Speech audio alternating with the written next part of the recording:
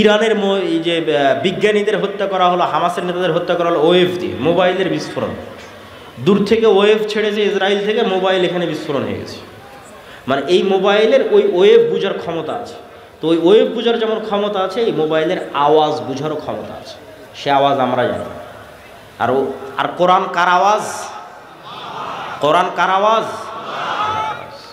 তাহলে সবচেয়ে শক্তিশালী টেকনোলজি মুসলমানদের কাছে আছে। এরা গেছে কম্প্রোমাইজ করতে। তো কোরআনের অপমান, দিনের অপমান, ইসলামের অপমান। কম্প্রোমাইজ ছাড়াই বিজয় সম্ভব যদি ঈমান বিল গায়েব থাকে। বদর এবং উহুদের যুদ্ধের দুই একটা ঘটনা। আব্দুর রহমান বিন আউফ রাদিয়াল্লাহু তাআলা আনহু বলছে, আল্লাহর নবী, আমার দুই পাশে সাদা পোশাকধারী দুই ব্যক্তি খুব ভয়ঙ্করভাবে যুদ্ধ করতেছিল, যাদেরকে আমি মদিনায় কোনোদিন দেখিনি। রাসূল সাল্লাল্লাহু আলাইহি ওয়াসাল্লাম বললেন, এরা দুইজন ছিল জিবরাইল আর মিকাইল। বলেন আল্লাহু আকবার।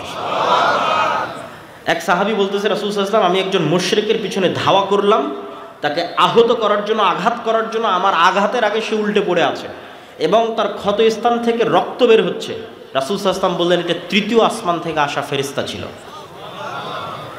এগুলো ঘটনার অভাব নাই। উহুদের যুদ্ধে হানজালা রাদিয়াল্লাহু তাআলা আনহু মারা গেছে, সাহাবীরা বলছে তাকে গোসল দিতে হবে। আল্লাহর নবী বলছে তাকে ফেরেশতারা অলরেডি গোসল দিয়ে দিয়েছে। মুআজ রাদিয়াল্লাহু তাআলা আনহু, সাদ বিন মুআজ, তার জানাজা ৭০,০০০ ফেরেশতা অংশগ্রহণ করেছে, রাসূল সাল্লাল্লাহু আলাইহি ওয়াসাল্লাম বলছেন। জাবের রাদিয়াল্লাহু তাআলা আনহুকে রাসূল সাল্লাল্লাহু আলাইহি ওয়াসাল্লাম বলছেন, তোমার পিতার জানাজা ফেরেশতারা ছায়া দিয়ে আছে। এরকম একদিন মজলিসে, আমি শুধু সংক্ষেপে বলে যাচ্ছি, এরকম একদিন মজলিস রাসূল সাল্লাল্লাহু আলাইহি ওয়াসাল্লাম বসে আছে, একজন ব্যক্তি আসলো, কেউ তাকে চেনে না, অথচ মদিনা এখনও কত ছোট শহর, তখন মাত্র ৭০০-১,০০০ মানুষের শহর, সবাই সবাইকে চেনে। আর বিমানের সফর নয়, কত দূরের সফর। বলছে ইসলাম কি, ইমান কি, ইহসান কি, সব উত্তর দিয়ে যখন ফেরত চলে গেল, আল্লাহ নবী বলল, জানো কে এসেছিল? জিবরাইল এসেছিল। আজকে আমার ঘরে জিবরাইল আসেনি কেন? ঘরে ছবি আছে, ছবি সরাও, জিবরাইল আসবে। জিবরাইল আমাকে বারবার মেসওয়াক করতে বলছে কেন? মুখে গন্ধ আছে। বলছে তোমরা পেঁয়াজ রসুন খেয়ে মসজিদে আসিও না কেন? ফেরেশতাদের কষ্ট হয়। কতটা কানেক্টিং! ফেরেশতাদের অস্তিত্ব সাহাবীদের জীবনের সাথে, রাসূল সাল্লাল্লাহু আলাইহি ওয়াসাল্লামের জীবনের সাথে কতটা কানেক্টেড। আর আপনি এবার বুকে হাত দিয়ে জিজ্ঞেস করেন, আপনি বিশ্বাসই করেন না ফেরেশতা আছে? এমনি মুখে বলেছেন আল্লাহর উপর ঈমান আছে, ফেরেশতার উপর ঈমান আছে। এবার খালিদ বিন ওয়ালিদের ঈমানের লেভেল দেখেন, ওমর বিন খাত্তাবের ঈমানের লেভেল দেখেন। ওরা তো সচক্ষে দেখছে যে যুদ্ধের মাঠে ফেরেশতা যুদ্ধ করতেছে, বদর, উহুদ, খন্দক, হুনাইন যুদ্ধ করতেছে ফেরেশতা। ফেরেশতার যুদ্ধের ধুলা উঠতেছে, ফেরেশতারা আসতে রাসূল সাল্লাল্লাহু আলাইহি ওয়াসাল্লামের সাথে কথা বলতেছে। কত ঘটনা নেবেন আপনি ফেরেশতা রাসূল সাল্লাল্লাহু আলাইহি ওয়াসাল্লামের জীবনের, অসংখ্য, অগণিত।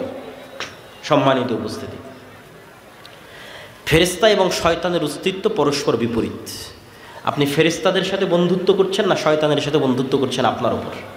আর আপনি যদি বলেন যে আমার ঈমান এত দুর্বল, তারপরও যদি কোনো উপায় থাকে ফেরেশতাদের অস্তিত্ব বুঝার, তা একটা উপায় আপনাকে দিয়ে যাই, আজকেই পরীক্ষা করতে পারেন যে এই পৃথিবীতে আল্লাহর ফেরেশতা আছে, এখানেও ফেরেশতারা বসে আছে। আপনার মায়ের অস্তিত্বের চাইতে সত্য যে আপনার সাথে ফেরেশতা আছে, আপনার পিতা এবং আপনার সন্তানের অস্তিত্বের চাইতে সত্য যে আপনার সাথে ফেরেশতা আছে, এবং এখানেও বসে আছে এবং তারা থাকে। একটা এক্সপেরিমেন্ট, একটা পরীক্ষা। ঠিক যদি বিমানের টিকিট থাকে, ট্রেনের টিকিট থাকে, তখন যেমন নিয়াত থাকে যে বিমানের টিকিট ধরতে হবে, ট্রেন ধরতে হবে, সকালবেলা পরীক্ষা থাকলে যেমন নিয়াত থাকে, ওই লেভেলের একদিন নিয়াত করবেন যে কাল সকালে ফজরে আমাকে উঠতে হবে সালাতের জন্য। আর দুনিয়ার কোনো মানুষকে বলার দরকার নাই যে আমাকে ঘুম থেকে উঠে দিও, ফোনেও অ্যালার্ম দেওয়ার দরকার নাই যে আমাকে ঘুম থেকে উঠে দিও। কেন বলবেন মানুষকে? কেন দিবেন ফোনে অ্যালার্ম? আল্লাহর ফেরেশতা তো পৃথিবীতে আছে। আমার কথা বুঝতে পারেননি মনে হয়? আপনি বিশ্বাস কেন করতে পারছেন না যে ফেরেশতা আছে? মানুষকে কেন বলা লাগবে? ফেরেশতারাই তো আছে আপনাকে জাগিয়ে দেওয়ার জন্য। রাসূল সাল্লাল্লাহু আলাইহি সাল্লাম বলতেছে, আপনি এইভাবে ঘুমালে আপনার মাথার পাশে একজন ফেরেশতা থাকবে ফজর পর্যন্ত, আপনার দায়িত্ব নিয়ে। তাতে মানুষকে কেন বলতে যাবেন? পরীক্ষা করেন। ফেরেশতা আপনাকে ফজরে ঘুম থেকে উঠিয়ে দেওয়ার জন্য যে কোনো রাস্তা অবলম্বন করতে পারে, সেটা যেভাবেই হোক। সেটা আপনার বাচ্চা কাদার মাধ্যমে হোক, সেটা ঝড়ের বাতাসের মাধ্যমে হোক, সেটা বিদ্যুৎ যাওয়ার মাধ্যমে হোক, সেইটা মশা কামড়ের মাধ্যমে হোক, সেটা আপনার কানের মধ্যে ডাইরেক্ট আজানের আওয়াজ ঢুকিয়ে দেওয়ার মাধ্যমে হোক, আপনাকে জাগাবে। ফেরেশতারা পৃথিবীতে আছে সবসময় বিচলমান, কিন্তু আমাদের ঈমান বিল গায়েব নাই।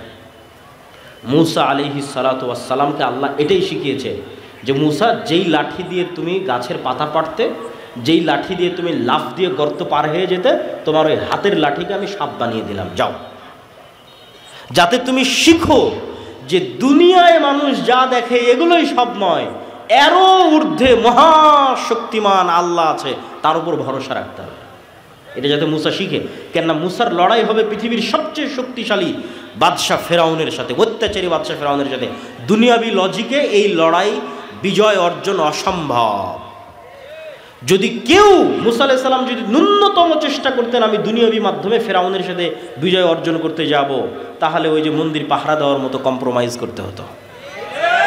কোনো রাস্তা ছিল না মুসা আলাইহিস সালামের সাথে, কিন্তু উনি জানতেন আল্লাহর শক্তি সম্পর্কে, আল্লাহর ক্ষমতা সম্পর্কে, ফলত কোনো প্রকার কম্প্রোমাইজ ছাড়া উনি বিজয় অর্জন করেছেন। তো ঈমান বিল গায়েব যেই দিন মুসলমানদের মজবুত হয়ে যাবে, মুসলমানদের বিজয় সুনিশ্চিত।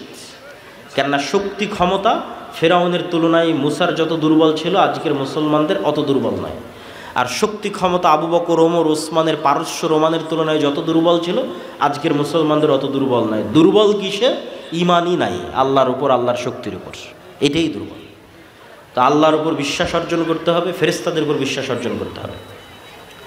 আগামী 6 ও 7 নভেম্বর আল জামিয়া সালাফিয়া ডাঙ্গিপাড়া পবা রাজশাহীতে সালাফি কনফারেন্স। আপনাদের এখানেও মেহমান এসেছে, তিনি তো থাকবেনই, এবং দেশ বিদেশের আরও ওলামায়ে কেরাম সেখানে উপস্থিত থাকবেন। আপনাদের সকলের উপস্থিত হওয়ার উদাত্ত আহ্বান। যাবেন তো ইনশাআল্লাহ? ইনশাআল্লাহ, আল্লাহ কবুল করুন। আর আজকে দাওয়া ইলাল্লাহর মাধ্যমে আমাদের যে বিভিন্ন মক্তবগুলো পরিচালিত হয়, সেগুলোর অধীনে এই প্রোগ্রাম আয়োজিত হয়েছে। আমি জানি না স্বেচ্ছাসেবকরা রেডি আছে কি না।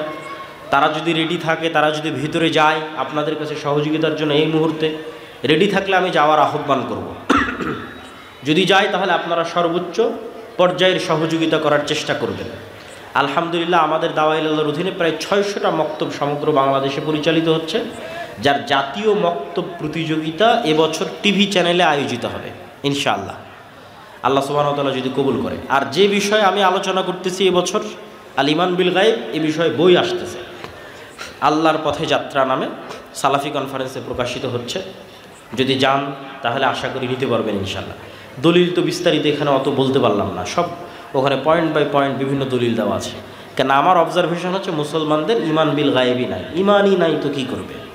কম্প্রোমাইজ করা ছাড়া আর কোনো রাস্তা নাই। আর যদি ঈমান থাকে, কম্প্রোমাইজ করা লাগবে না, বাংলাদেশের ক্ষমতা লাগবে না, কোরআনে সারা পৃথিবীর ক্ষমতা অর্জনের রাস্তা বলে দেওয়া আছে। কিসের বাংলাদেশ? কারো যদি ঈমান বিল গায়েব অর্জন হয়ে যায়, তো সারা পৃথিবীর ক্ষমতা অর্জন করতে পারবে। কেননা ওই লেভেলের বিশ্বাস চলে আসলে পারমাণবিক বম পানিও হয়ে যেতে পারে। ওই লেভেলের ইয়াকিন যদি আসে, তাহলে পারমাণবিক বম পানিও হয়ে যেতে পারে। কেননা সাউন্ড টেকনোলজি সবচেয়ে পাওয়ারফুল। এখনকার টেকনোলজি লাইটের টেকনোলজি, আর আমি বলছি সবচেয়ে পাওয়ারফুল এগুলো সাউন্ড টেকনোলজি, যেটা আল্লাহ সুবহানাহু ওয়া তাআলা সুলাইমান আলাইহিস সালামকে দিয়েছিলেন। ওমা উতীতু মিনাল ইলমি ইল্লা কালিলা, অল্প দিয়েছিলেন। সাউন্ড টেকনোলজি মানে এই মাইকেরও একটা কথা বোঝার ক্ষমতা আছে, এই কাপড়েরও একটা কথা বোঝার ক্ষমতা আছে, প্রত্যেকটা সৃষ্টিজীবের কথা বোঝার ক্ষমতা আছে। কি বললে বুঝবে আমি জানি না। তো আল্লাহ সৃষ্টি করেছে কুন ফায়াকুন আওয়াজ দিয়ে। ইসরাফিল যখন বাঁশিতে ফুৎকার করবে, আওয়াজে ধ্বংস হয়ে যাবে, মানে ওই আওয়াজ আসমান বুঝে যে কোন আওয়াজে তাকে ধ্বংস হতে হবে। এই সোফা ওই আওয়াজ বুঝে, যে আওয়াজ বুঝলে ফেটে বিচূর্ণ হয়ে যাবে, ধ্বংস হয়ে যাবে। কিন্তু কোন আওয়াজ এই সোফা বুঝবে আমি জানি না। এই জন্য রাসূল সাল্লাল্লাহু আলাইহি ওয়াসাল্লাম বলছে কিয়ামতের পূর্ব মুহূর্তে শহর বিজয় হবে মুসলমানদের আল্লাহু আকবার আওয়াজে শহর বিজয় হয়ে যাবে। নেন, চারিপাশে খোলস তৈরি করে মারা যাওয়ার পর ওই খোলসের মধ্যে বিবর্তন হতে থাকে, হতে আবার এক মাস পর ওই পুরো খোলসটা পড়ে গিয়ে একটা জ্যান্ত তরতাজা প্রজাপতি হয়ে আকাশে উড়াল দেয়।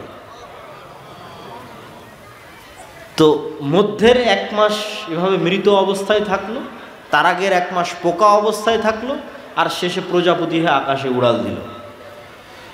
তো প্রজাপতির ক্ষেত্রে যদি এটা সত্য হয়, তো মানুষের ক্ষেত্রে হতে পারে না? অস্বাভাবিক কিছু না।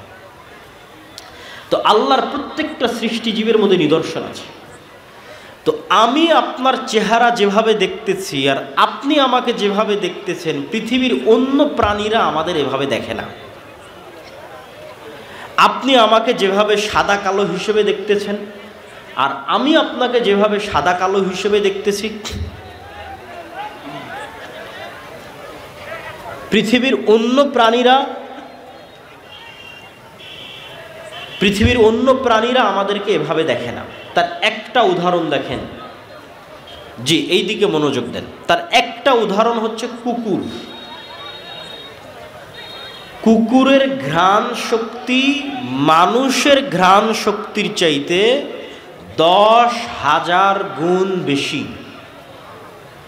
1 গুণ, 2 গুণ, 100 গুণ, 200 গুণ, 1000 গুণ, 10,000 গুণ বেশি ঘ্রাণ শক্তি কুকুরের মানুষের চাইতে।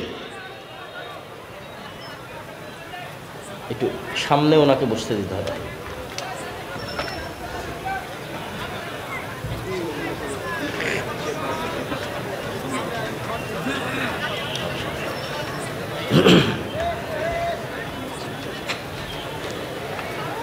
আমরা সবাই একটু, যেহেতু মেহমান চলে এসেছে, আমরা সবাই একটু শান্তভাবে বসে পড়ি।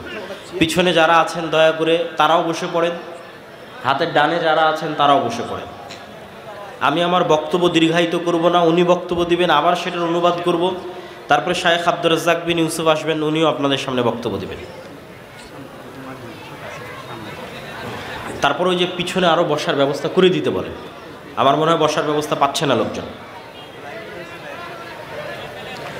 জি, সম্মানিত উপস্থিতি,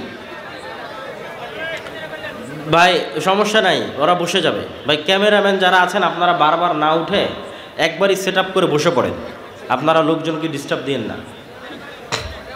সম্মানিত উপস্থিতি, তো আপনার কুকুরকে আপনি মনে করছেন যে কুকুর আপনাকে দেখে ঘেউ ঘেউ করছে, তোমরা আপনার চেহারা দেখে চিনে? জি না, আমি আপনার চেহারা দেখে চিনি যে আপনি মোটা পাতলা, এতটুকু লম্বা, আপনার মুখে দাঁড়িয়ে আছে, আপনি সাদা, আপনি কালো, এটা আমি চিনি। কেন? ওই পর্যন্ত আল্লাহ আমাকে দেখার শক্তি দিয়েছে। কুকুর ওইটা দেখে চিনে না, কেন? ওইভাবে ও দেখেই না, ওইভাবে দেখার ক্ষমতাই আল্লাহ তাকে দেয়নি। সে আপনাকে চিনে ঘ্রাণ দিয়ে, ঘ্রাণ দিয়ে চিনে ফেলে। তো পৃথিবীতে এমনও লেভেলের ঘ্রাণ আছে, 10,000 গুণ সূক্ষ্ম লেভেলের ঘ্রাণ আছে। যেমন এই মাইকটাতে যদি আমি 1000 বার টানি, কোনো ঘ্রাণই আমার নাকে আসবে না। তাহলে আমি যদি বলি এই মাইকের কোনো ঘ্রাণ নাই, মিথ্যা কথা, যে মাইকের কোনো ঘ্রাণ নাই। আমার জামা যদি আমার নাকে 1000 বার টানে কোনো ঘ্রাণ না আসে, আমি যদি বলি জামার কোনো ঘ্রাণ নাই, মিথ্যা কথা। এই জামাটা কুকুরের নাকে দেন, এই জামার ঘ্রাণ আছে, ও নিতে পারবে, আমি নিতে পারতেছি। তো পৃথিবীতে 10,000 লেভেলের সূক্ষ্ম গুণের ঘ্রাণ আছে, বাস্তবে অস্তিত্বশীল। মানুষ বুঝতে পারে না যার ঘ্রাণ আছে কিনা। শুধু কি মানুষ বুঝতে পারে না, মানুষের তৈরি করা কোনো মেশিনও বুঝতে পারে না যার ঘ্রাণ আছে কিনা। মানে মানুষ কুকুরের লেভেলের ঘ্রাণ নিতে পারবে, এই লেভেলের কোনো মেশিন আবিষ্কার করতে পারেনি। তাহলে এখন মানুষ যদি বলে যে না এটার কোনো ঘ্রাণ নাই, কেন? মানুষ নিতে পারতেছে না, মানুষের যন্ত্র নিতে পারতেছে না, তো আল্লাহর সৃষ্টিজীব তো আছে, নিতে পারতেছে। এরকম আওয়াজের ক্ষেত্রে কি রে, কবরের আওয়াজ তো শুনতে পাই না। কবরের আওয়াজ শুনতে পাচ্ছেন না মানে কবরের আওয়াজ হচ্ছে না, কবরের আযাবের আওয়াজ হচ্ছে না। যেই লেভেলের সূক্ষ্ম আওয়াজ, কবরের আযাবের আওয়াজ, ওটা শোনার সক্ষমতা পৃথিবীর কোনো মানুষের না থাকলেও, পৃথিবীর তৈরি করা কোনো যন্ত্রের না থাকলেও আল্লাহর সৃষ্টিজীবের আছে। আল্লাহর সৃষ্টিজীব শুনতে পায়, প্রভাব দেখতে পাবেন, শুনতে পাওয়ার। হাতির আওয়াজ শ্রবণের ক্ষমতা মানুষের চেয়ে কয়েক হাজার গুণ সূক্ষ্ম। ভূমিকম্প হওয়ার আগেই হাতি শুনতে পায় যে হ্যাঁ নিচে কম্পন শুরু হয়েছে, আওয়াজ শুনতে পায়। আপনি শুনতে পাবেন না সে আওয়াজ, তো শুনতে পাচ্ছেন না মানে নাই। আপনি যখন রিমোট অন করেন, ওর মধ্যে থেকে আলো বের হয়ে এসিতে গিয়ে লাগে, তা আপনি তো চোখে দেখেন না যে কোত্থেকে আলো বের হলো, কোথায় গিয়ে লাগে। এসি তো ঠিকই বন্ধ হয়ে গেছে, এসি তো ঠিকই অন হয়ে যাচ্ছে। হ্যাঁ, ওই আলো বিজ্ঞান ধরতে পারতেছে, কিন্তু আপনি চোখে দেখতে পাচ্ছেন না। ওই একই কথা রাসূল সাল্লাল্লাহু আলাইহি ওয়াসাল্লাম বলতেছে যে জিন এবং শয়তানের আলো অন কাইন্ড অফ লাইট, এমন এক প্রকারের আলো যেটা তোমরা দেখো না, কিন্তু কুকুর ঠিকই দেখে। ও যখন আজান হয় দেখে, তখন চিৎকার করে, ও দেখতে পায়। আর ঠিক নূর, ফেরেশতা যে নূরের তৈরি, এটা পৃথিবীতে আছে, অস্তিত্বশীল, অন কাইন্ড অফ লাইট, এক প্রকারের আলো যেটা তোমরা দেখো না, কিন্তু আল্লাহর তৈরি মোরগ সৃষ্টিজীব ঠিকই দেখতে পায়। ফজরে যখন ফেরেশতারা উঠানামা করে, তখন ঠিকই মোরগ চিৎকার করে। সম্মানিত উপস্থিতি, তো আমি প্রমাণ করছিলাম নূরের অস্তিত্ব পৃথিবীতে আছে। এবার দু একটা হাদিস বলে আমার বক্তব্য শেষ করব।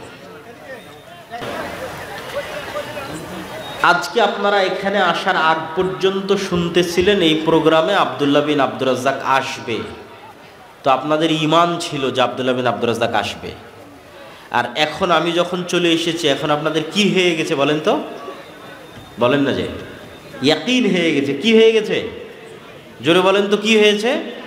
ইয়াকিন। ঘটনা যখন ঘটে যায় চোখের সামনে, তখন ইয়াকিন। ঘটনা ঘটবে, বিশ্বাস করছেন, যেহেতু যারা আয়োজন করেছে তাদের বিশ্বাস করেন আসবে। আরে কতবার কথা দিয়ে এসেছে, আসেনি, দ্বিধাদ্বন্দ্ব। আর যখন চলে এসেছে ইয়াকিন, তো আল্লাহ বলছেন ওয়াবিল আখিরাতি হুম ইউকিনুন, পরকালের উপর ইয়াকিন লাগবে। পরকালের উপর ইয়াকিন লাগবে মানে আপনি যেন স্বচক্ষে জাহান্নাম দেখছেন অথচ দেখেননি। পরকালের উপর ইয়াকিন লাগবে মানে আপনি যেন স্বচক্ষে এখন মারা গেছেন, মারা যাওয়ার পর আবার আল্লাহ আপনাকে জীবিত করেছে, তারপরে কিয়ামতের মাঠের বিচার সম্পূর্ণ হয়ে গেছে, অতীতকাল ঘটে গেছে, ইয়াকিন। তো মুসলমানদের ঈমান বিল গায়েবের উপর বিশ্বাস, পরকালের উপর ইয়াকিন, ফেরেশতার উপর ইয়াকিন, আল্লাহর শক্তি এবং ক্ষমতার উপর ইয়াকিন নাই, সেটা আমি বুঝলাম কিভাবে? দেখেন, দুনিয়াতে দুনিয়াবি কাজে সফল হওয়ার জন্য দুনিয়াবি কিছু মূলনীতি আছে। আপনি যখন পরিপূর্ণরূপে দুনিয়াবি মূলনীতির উপর নির্ভরশীল, তখন আপনি মুমিন নন। পরিপূর্ণরূপে দুনিয়াবি ওয়াসাইলের উপর, দুনিয়াবি মাধ্যমের উপর নির্ভরশীল, আপনার কোনো বিশ্বাসই নাই আল্লাহর শক্তি এবং ক্ষমতা সম্পর্কে, আপনার কোনো বিশ্বাসই নাই আল্লাহর তৈরি ফেরেশতা এবং তাদের শক্তি এবং ক্ষমতা সম্পর্কে, আপনি বিশ্বাসই করেন না পৃথিবীতে ফেরেশতা আছে, তখন আপনি পরিপূর্ণরূপে দুনিয়ার উপর নির্ভরশীল। বাস্তব উদাহরণ দিয়ে যদি বলি, যে এখন যদি আপনি চোখ বন্ধ করেন, কোনো একটা মানুষ যদি চোখ বন্ধ করে যে আমি বাংলাদেশের ক্ষমতায় যেতে চাই, তাহলে বাংলাদেশের ক্ষমতায় যাওয়ার একমাত্র দুনিয়াবি মাধ্যম হচ্ছে ভোট। একমাত্র দুনিয়াবি মাধ্যম হচ্ছে ভোট। তো আমি যদি ঈমান বিল গায়েব আমার না থাকে, দুর্বল, আল্লাহর শক্তি এবং ক্ষমতা সম্পর্কে, পৃথিবীতে ফেরেশতাদের অস্তিত্ব সম্পর্কে, দুনিয়ার মূল্যহীনতা সম্পর্কে, পরকালের বাস্তবতা সম্পর্কে আমার যদি ইয়াকিন না থাকে, তাহলে মানুষের এই ভোট নেওয়ার জন্য যদি আমাকে মন্দিরও পাহারা দেওয়া লাগে তাও দিব, মূর্তিতে যদি সিজদা করা লাগে তাও করব। কেন? আমার পরিপূর্ণ ভরসা আমি করে ফেলেছি দুনিয়াবি মাধ্যমের উপর, আমার ঈমান বিল গায়েব নাই, দুর্বল হয়ে গেছে। আমরা চাই যে যেহেতু আজকে এখানে বিদেশি মেহমান উপস্থিত হবে, সেহেতু কোনো মানুষ আপনারা দাঁড়িয়ে থাকবেন না। আমি বক্তব্য শেষ করতে করতে সকল মানুষকে বসাতে চাই, মানে আমিও স্বেচ্ছাসেবক। বক্তব্য দিব এই জন্য নয়, আপনাদের বসাবো এই জন্য বক্তব্য দিচ্ছি। তাহলে আমি বক্তব্য দিয়ে শেষ করতে করতে 9:40-50 যখন মেহমান আসবে, তার আগে এই মাঠে কাউকে দাঁড়িয়ে থাকা যাবে না। তা আপনারা আমাকেও সহযোগিতা করেন, স্বেচ্ছাসেবক ভাইয়েরও দায়িত্ব পালন করেন।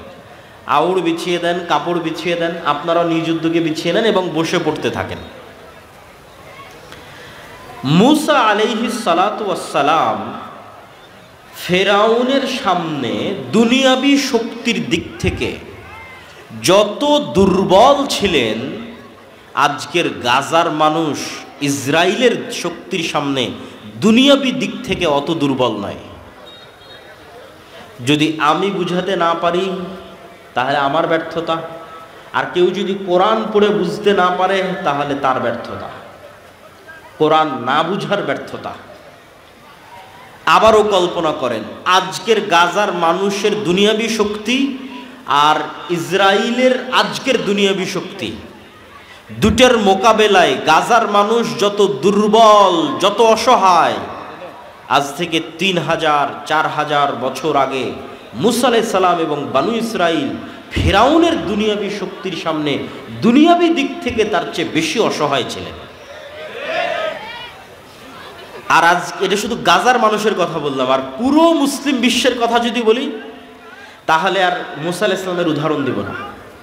পুরো মুসলিম বিশ্বের কথা বললে কাদের উদাহরণ দিব?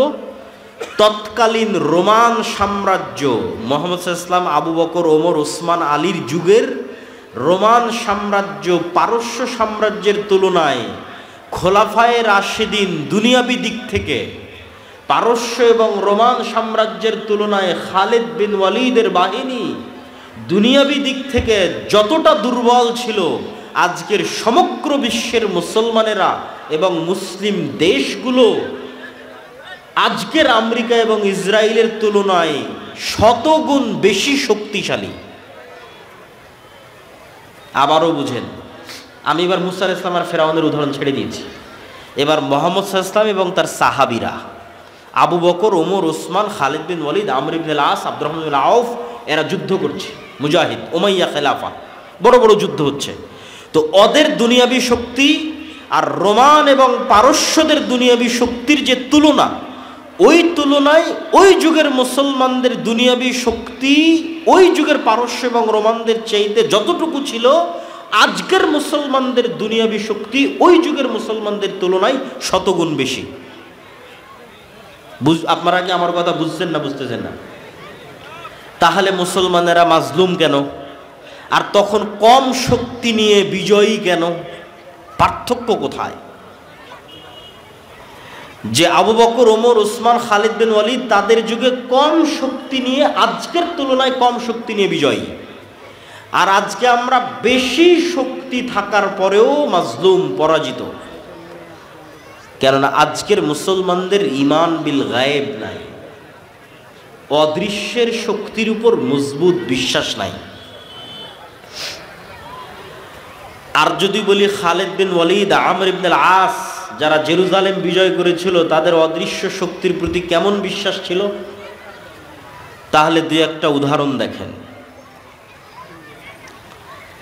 আয়েশা রাদিয়াল্লাহু তাআলা আনহা বলছেন, রাসূলুল্লাহ সাল্লাল্লাহু আলাইহি ওয়াসাল্লাম খন্দকের যুদ্ধ শেষ করে এসে তরবারি রেখে গোসল করেছেন।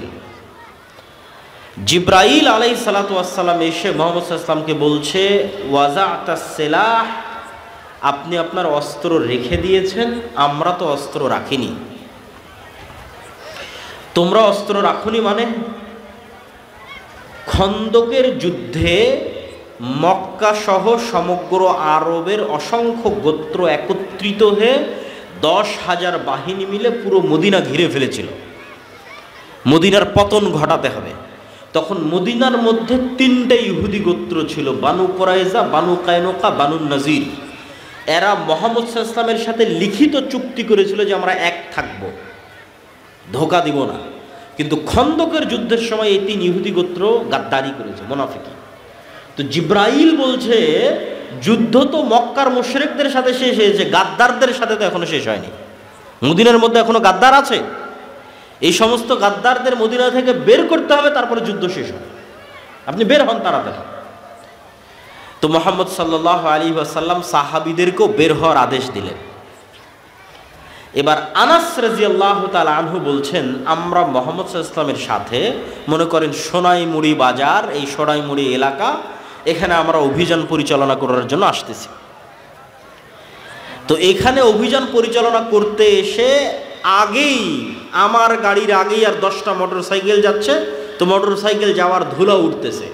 তো আনাস রাদিয়াল্লাহু তাআলা আনহু বলতেছেন, আমরা বানু কুরাইজা, বানু কায়নুকা, বানু নাজির গোত্রের দিকে অভিযান পরিচালনা করার জন্য আল্লাহর নবীর সাথে যাচ্ছি। তো আমাদের আগে আগে জিব্রাইলের বাহিনীর, ঘোড় সওয়ার বাহিনীর ঘোড়ার পদধূলিতে ধুলা উঠতেছে। আল্লাহু আকবার। তো ওরা স্বচক্ষে ফেরেশতাদের উপস্থিতি দেখেছে যে জিব্রাইল আলাইহিস সালাতু ওয়াস সালাম তার সেনাবাহিনী নিয়ে মুহাম্মদ সাল্লাল্লাহু আলাইহি ওয়াসাল্লামের আগে আগে ইহুদিদের অলিগলিতে ঢুকতেছেন তো জিব্রাইলের বাহিনীর ঘোড়ার পায়ের আঘাতে উড়ন্ত ধুলা তারা দেখতেছেন। তো এবার খালিদ বিন ওয়ালিদ যখন পারস্য আর রোমান সাম্রাজ্যের সাথে যুদ্ধ করতে যাবে, তখন খালিদ বিন ওয়ালিদ দুনিয়াবী শক্তির উপর ভরসা করে যুদ্ধ করবে না আল্লাহর শক্তির উপর ভরসা করে যুদ্ধ করবে? ও তো আল্লাহর শক্তি সচক্ষে দেখেছে। তো ঈমান বিল গায়েব নাই, ঈমান বিল গায়েব মুসলমানদের দুর্বল হয়ে গেছে আজকের যুগে। যদিও এর উল্টাটা হওয়া উচিত ছিল আমার ধারণা অনুযায়ী। আমার এই কথার সাথে কেউ দুমত করতে পারে। আমার কেন জানি মনে হয় যে আজকের সায়েন্স অ্যান্ড টেকনোলজির মাধ্যমে আল্লাহ গায়েবের পর্দা উন্মোচন করে দিচ্ছে। গায়েবের যে পর্দা ছিল এই পর্দা ধীরে ধীরে উন্মোচন হতে হতে হতে হতে হতে হতে হতে একদম শেষ গায়েবের পর্দা, জীবিতকে মৃত করা, ওটাও আল্লাহ উন্মোচন করে দিবেন দাজ্জালের হাত দিয়ে। ধরেন এটা তো গায়েব, যে জীবিত ব্যক্তি মৃত ব্যক্তি জীবিত হবে, আমরা কেউ কোনোদিন চোখে দেখিনি। কেউ দেখেছেন মৃত ব্যক্তিকে জীবিত হতে দেখেছেন? এটা গায়েব। তো আজ থেকে 100 বছর আগের মানুষকে যদি বলতেন যে আমি এখানে কথা বলবো, সাথে সাথে ইংল্যান্ডে বসে শোনা যাবে, তখন গায়েব ছিল না? ছিল না গায়েব? যে আমি বাংলাদেশে বসে কথা বলবো আর এগুলোর মাধ্যমে ইংল্যান্ডে বসে সাথে সাথে শুনবে, গায়েব। তো আজ থেকে 1400 বছর আগে রাসূল সাল্লাল্লাহু আলাইহি ওয়াসাল্লাম বলছেন যে আপনি কথা বলছেন, আল্লাহ সাথে সাথে শুনতেছে। তো মানুষ যদি মানুষের টেকনোলজি ব্যবহার করে আমার কথা সাথে সাথে শুনতে পারে আমেরিকা এবং ইংল্যান্ডে বসে, তো আমার এখনকার কথা মানুষ শুনতেছে, আল্লাহ শুনতেছে না? আমার এখনকার কথা আমেরিকা ইংল্যান্ডে বসা মানুষ সাথে সাথে শুনতেছে, আল্লাহ শুনতেছেন না। তা আমি তো মনে করি সায়েন্স অ্যান্ড টেকনোলজি গায়েবের পর্দা সরিয়ে দিচ্ছে, ঈমান ইয়াকিনের লেভেলে চলে আসার পর্যায়ে আছে। হয়তো আমরা ওইভাবে চিন্তা করতেছি না।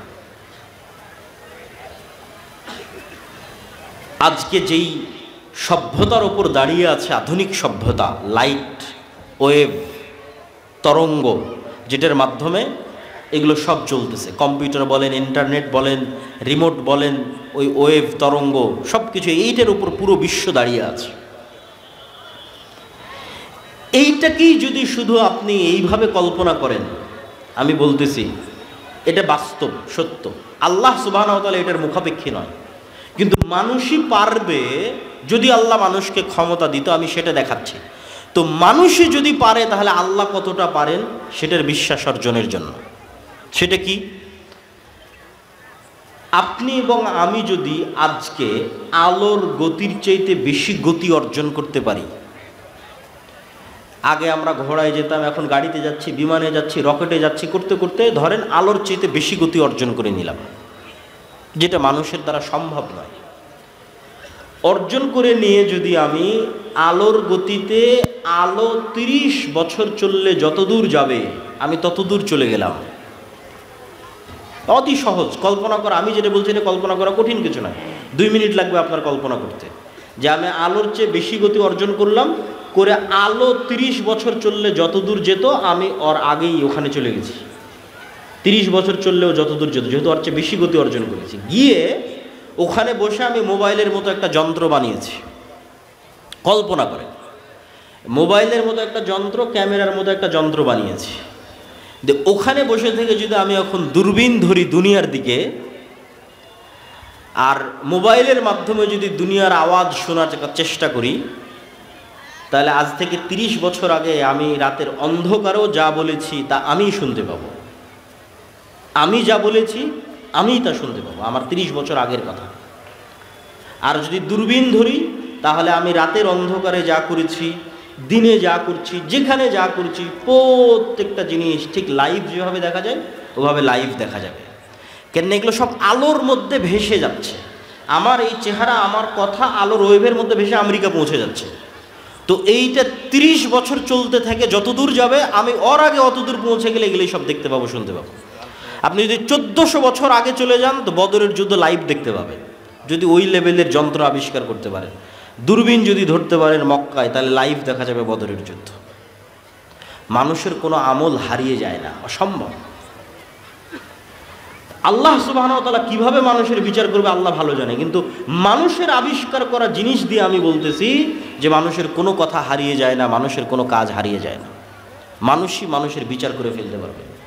কাফা বিনাফসিকাল ইয়াউমা হাসিবা, মানুষ মানুষের বিচার করার জন্য আরও এর চাইতে ভয়ঙ্কর কথা বলি যে মানুষ মানুষের বিচারের জন্য যথেষ্ট, তার চাইতে ভয়ঙ্কর কি? মানুষের ব্রেন কিন্তু কম্পিউটারের মতো ডাটা। আমাদের বয়স 60 থেকে 70 বছর, আর বিজ্ঞান বলছে যে আমাদের ব্রেন যেভাবে সেট করা আছে 500 বছর চললেও সচল থাকবে। তো আমি যদি 500 বছর বেঁচে থাকি, তার মানে 500 বছর আগের কথাও আমার মনে থাকবে। এই লেভেলে ব্রেনের সক্ষমতা। যেমন এখন আমার বয়স যদি 30, তো 10 বছর আগের কথাও মনে আছে, 20 বছর আগের কথাও মনে আছে। তা আমার ব্রেনের সক্ষমতা যেহেতু 500 বছরের, তাহলে 500 বছর বাঁচলে 500 বছর আগের কথাও মনে থাকবে। তাহলে আপনি নিজেই তো আপনার কোনো কাজ ভুলে যাননি। ইলন মাস্কই কয়েকদিন পর মানুষের ব্রেনকে ইন্টারনেটের সাথে কানেক্ট করে দিবে, চেষ্টা করতেছে। তো মানুষের ব্রেনকে যখন ইন্টারনেটের সাথে কানেক্ট করবে, তখন মানুষের ব্রেনের ডাটা মানুষই ট্রান্সফার করে দেখতে পাবে। তো কিয়ামতের মাঠে আপনার হিসাবের জন্য তো আপনার ব্রেনই যথেষ্ট, সব তো আপনার মনেই আছে রে বাবা।